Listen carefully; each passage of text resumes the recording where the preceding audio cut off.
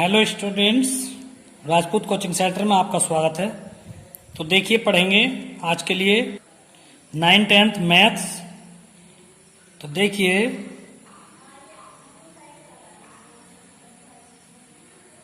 इकाई 6 त्रिभुज। Very important notes समझेंगे आप। इकाई 5 ये आपकी सिलेबस से काट दी गई है। आपको पहली इकाई करा दी है, दूसरी सिलेबस से काट दी है, तीसरी आपको करा दी गई है और चौथी भी आपको करा दी गई है, द्विघात समीकरण। अब आपकी 5वीं काट दी गई है। अब आप 6ठी पढ़ेंगे, त्रिभुज। तो देखिए, त्रिभुज में कुछ नियम हैं, किस प्रकार से हैं। त्रिभुज 3 सरल रेखाओं से घिरी आकृति को त्रिभुज कहते हैं। ये 3 सरल भुजाएं हो गई और इस घिरी आकृति को त्रिभुज कहते हैं। नीचे भुजाओं के आधार पर त्रिभुज 3 प्रकार के होते हैं। ये देखिए, नंबर 1 समबाहु त्रिभुज, नंबर 2 विषमबाहु त्रिभुज, नंबर 3 विषमबाहु त्रिभुज। समबाहु त्रिभुज क्या होता है? सम माने समान, बाहु माने भुजाएं, त्रिभुज। त्रिभुज में 3 भुजाएं होती हैं और तीनों ही बराबर अगर हो जाएं तो वो समबाहु त्रिभुज कहलाता है। यदि किसी त्रिभुज की, ये त्रिभुज का चिन्ह है, तीनों भुजाएं समान हो तो वह समबाहु त्रिभुज कहलाता है। अगला है समद्विबाहु। सम माने समान, द्वि माने 2, बाहु माने भुजाएं। जिसकी 2 भुजाएं समान हो वो समद्विबाहु त्रिभुज कहलाता है। तीसरा विषमबाहु। विषम माने कोई भी समान ना हो तो विषमबाहु त्रिभुज। यदि किसी त्रिभुज की तीनों भुजाएं अलग अलग हो तो वह विषमबाहु त्रिभुज कहलाता है। अगले नोट में है, देखेंगे, नोट में है, यदि 2 त्रिभुज एबीसी तथा पीक्यूआर समरूप होते हैं तो इनमें क्या संबंध होता है। ये एबीसी और पीक्यूआर ये आपस में समरूप हैं। समरूप का मतलब समान रूप के हैं। तो इनमें क्या संबंध है? तो देखिए, भुजाओं का अनुपात बराबर होता है। तो AB बटे PQ, यानी ये भुजा बटे ये भुजा बराबर है ये भुजा बटे ये भुजा। फिर बराबर है ये वाली भुजा बटे ये वाली भुजा। तो AB बटे PQ बराबर BC बटे QR बराबर AC बटे PR। दूसरा पॉइंट है, यदि 2 त्रिभुज आपस में समरूप होते हैं तो उन दोनों त्रिभुजों के क्षेत्रफलों का अनुपात 2 संगत भुजाओं के अनुपात के वर्ग के बराबर होता है। कोई सी भी 2 भुजाओं का अनुपात ले सकते हैं और उसका वर्ग कर सकते हैं। एक्सरसाइज 6.2 है, लेकिन इससे पहले आप 6.1 देखेंगे। देखिए, आपकी स्क्रीन पर दिखाई देगी, ये आपको घर से करनी है। 6.1 पूरी अभ्यास आपको घर से करनी है, उतार लेनी है, ठीक है। तो आइए, उत्तर भी हैं उसके और प्रश्न भी हैं। देखिए, इकाई 6 रिक्त स्थानों की पूर्ति करनी है। सभी वृत्त समरूप होते हैं, इसमें समरूप आवेगा क्योंकि वृत्त का तो रूप सबका एक सा ही होता है। समरूप निशान लगा लेना। सभी वर्ग भी समरूप होते हैं, वर्ग भी समरूप होते हैं और सभी समबाहु त्रिभुज, इसमें समबाहु आवेगा, ये भी एक से होते हैं। भुजाओं की समान संख्या वाले 2 समबाहुभुज समरूप होते हैं यदि उनके संगत कोण आपस में समानुपाती हो तो। अगर भूल जाएं तो देखिए, नीचे इसके आंसर हैं, ये रहे। पहले का आंसर ये रिया, देखिए, दूसरे का ये भरा हुआ है, तीसरा ये भरा हुआ है, चौथा भी भरा हुआ है, ठीक है, ये है भरा हुआ। क्वेश्चन नंबर 2 है, निम्नलिखित युग्मों के 2 भिन्न भिन्न उदाहरण दीजिए। समरूप आकृतियां किस किस की होती हैं? समरूप आकृतियां, तो देखिए, वृत्त तथा वर्ग, ये उदाहरण देने। तो एक तो वृत्त की और वर्ग की समरूप आकृति होती है। ऐसी आकृतियां जो समरूप नहीं होती तो वे कौन कौन सी होती हैं? वर्ग व आयतन, ये आपस में समरूप नहीं हो सकते क्योंकि वर्ग की 4 भुजाएं बराबर होती हैं और आयत की केवल आमने सामने भुजा बराबर होती हैं। तथा आयत व समलंब, आयत की आमने सामने भुजा बराबर होती हैं जबकि समलंब में आमने सामने की भुजाएं बराबर नहीं होती हैं, ठीक है। अब आपको कराते हैं तीसरा। देखिए,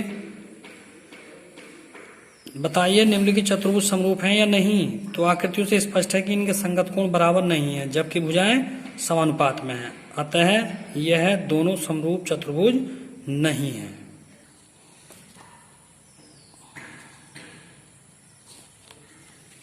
देखिए, एक्सरसाइज 6.2 का पहला सवाल है। चित्र में DE समांतर है BC के, समांतर का चिन्ह है BC के, और चित्र 1 में EC तथा चित्र 2 में AD ज्ञात कीजिए। तो अभी चित्र 1 बनाया गया है, इसमें EC ये वाली भुजा ज्ञात करनी है। तो देखिए हमें दिया क्या क्या है। सबसे पहले तो हम ये देखेंगे हमें दिया क्या क्या है। दिया है AD दिया है 1.5 सेंटीमीटर, और जी BD दिया है 3 सेंटीमीटर 3 सेमी, और AE दिया हुआ है 1 सेंटीमीटर। तो EC का मान ज्ञात करना है। तो वेरी सिंपल है, देखिए बहुत आसान है। इसमें आप संबंध लगा दीजिए, क्योंकि त्रिभुज ADE और त्रिभुज ABC समरूप हैं। त्रिभुज ADE एक त्रिभुज तो ये इतना सारे का पूरा, तथा त्रिभुज ABC कैसे हो गए, ये समरूप हैं। अतः इनों में क्या संबंध लगेगा, AD बटे BD। जैसे भुजा दे रखी वैसी कर दो, जो दे रखा बराबर, ऐसी इधर से AE बटे EC ये हो गया। अब मान रख लीजिए, AD का मान है 1.5, BD का मान है 3, AE का मान 1, EC का मान निकालना है। कैंची गुणा कर लो, 1.5 EC बराबर 3, तो EC बराबर 3 बटे 1.5, पॉइंट हटाओ 0 बढ़ाओ, तो EC बराबर हो गया 30 बटे 15, 15 दूनी 30। तो EC बराबर आ गया 2 सेंटीमीटर। आंसर। नेक्स्ट क्वेश्चन, इसका सेकंड चित्र देखेंगे। देखिए ये पेज सेकंड है इसका। BD दिया है, AE दिया है 1.8 सेंटीमीटर, BD दिया है 7.2 सेंटीमीटर, EC दिया है 5.4 सेंटीमीटर। AD का मान ज्ञात करना है। तो बहुत आसान है, देखिए इसमें देख लेंगे। त्रिभुज ABC तथा त्रिभुज ADE में तो अनुपात कर दीजिए, भुजाओं का अनुपात क्या आएगा, AD बटे BD करिए चित्र में देख के। AD बटे BD बराबर AE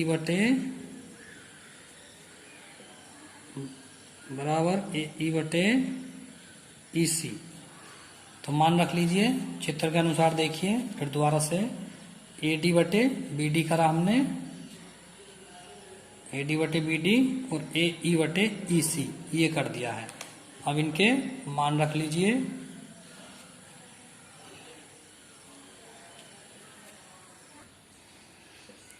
तो 5.4 AD बराबर आ जाएगा 7.2 गुणा 1.8। तो AD बराबर 7.2 गुणा 1.8 बटे 5.4, पॉइंट से पॉइंट 18 तिया 54। तो AD बराबर आ गया 7.2 बटे 3। तो 3 दूनी 6 और 3 चौक 12। तो ये AD बराबर आ गया है 2.4 सेंटीमीटर। आंसर। देखिए क्वेश्चन नंबर 2 में 3 खंड हैं, तीनों में केवल भुजाएं बदली गई हैं, चित्र यही है। तो इसमें क्या बदला हुआ है, PE का मान जो है वो 3.9 सेंटीमीटर है, PE का मान। ठीक, पी एफ का मान 3.6 सेंटीमीटर है और आर एफ का मान 2.4 सेंटीमीटर है। तो ज्ञात करना है ये इसके समांतर है या नहीं। सिद्ध करना है ई एफ बराबर समांतर क्यू आर के है या नहीं, यानी कि ये वाली भुजा क्यू आर के समांतर है या नहीं। तो देखिए इनके संबंध अगर ठीक आ गए, बराबर आ गए तो समांतर है, और संबंध बराबर नहीं है तो ये समांतर नहीं है। चारों भुजाएं आपको दी हुई हैं, 1 2 3 4, ये सब भुजाएं दी हुई हैं आपको। एक भुजा छूट गई थी ई क्यू, यह है 3 सेमी। तो संबंध लगाइए पीई बटे ई क्यू लगाइए सबसे पहले तो पीई बटे ई क्यू लगाओ, और ये किसके बराबर है देखेंगे अभी। पीई का मान रखिए, पीई का मान है 3.9 बटे और ई क्यू का मान है 3, तो 3 का ना 3 3 9, 1.3 सेमी आ गई है। अब पी एफ, ये वाली भुजा पी एफ बटे एफ आर ये निकालो या आर एफ निकालो, जो भी है आर एफ निकाल लो। तो पी एफ का मान कितना है 3.6 और आर एफ का मान है 2.4, इससे इसको काटेंगे 36 बटे 24, 4 12 36 और 12 दूनी 24, तो ये आ गया 3 बटे 2। और निकाल लो, अगर निकाल लो तो पहली बात तो यही पता चल गया ये आपस में बराबर नहीं आ रही। देखिए ये अलग है, ये अलग है, अतः ई एफ समांतर क्यू आर के नहीं है, यानी कि क्यू आर नहीं है। जब बराबर ही नहीं आए तो समांतर भी नहीं है। देखते हैं इसी का दूसरा पार्ट है। देखिए चित्र वही है, माप चेंज हो गई, ठीक है। तो इसमें भी सिद्ध करना है, तो हम संबंध लगाएंगे पीई बटे, सबसे पहले हम चेक करेंगे पीई बटे क्यू ई को। तो पीई का मान है 4 और इसका मान है 4.9, तो ये हो जाएगा, पॉइंट हटाएंगे 0 बढ़ाएंगे 40 बटे 49, तो 5 अट्ठे 40 और 5 9 45, तो ये आ गया 8 बटे 9। इसके बाद हम चेक करेंगे पीई बटे क्यू ई, तो पीई का मान, अच्छा गलत हो गया ये, हम चेक करेंगे आपके पीएफ बटे आरएफ। पीएफ का मान है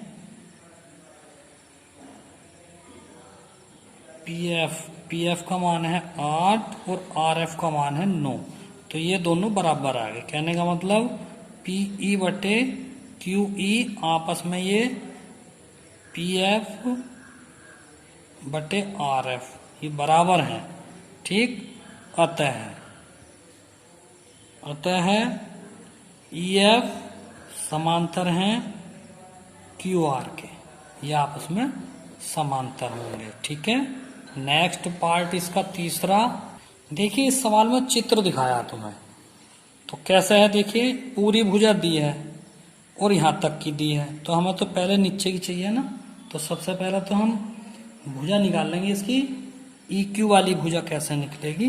तो ई क्यू जो निकलेगी, पूरे पी क्यू में से आप ई पी घटा दीजिए, तो यही निकल के आ जाएगी। तो पी क्यू कितना है 1.28 और ई क्यू कितना है 0.18, तो ये हो जाएगी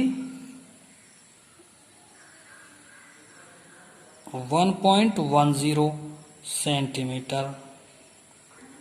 ऐसे ही एफ आर निकाल लेंगे ये वाली भुजा, तो पी आर में से पी एफ घटा दो, तो पी आर का मान है 2.56 और पी एफ का मान है 0.36, तो ये आ जाएगी 2.20 सेंटीमीटर, ये आ गई। अब आप संबंध आराम से लगा सकते हैं इसमें।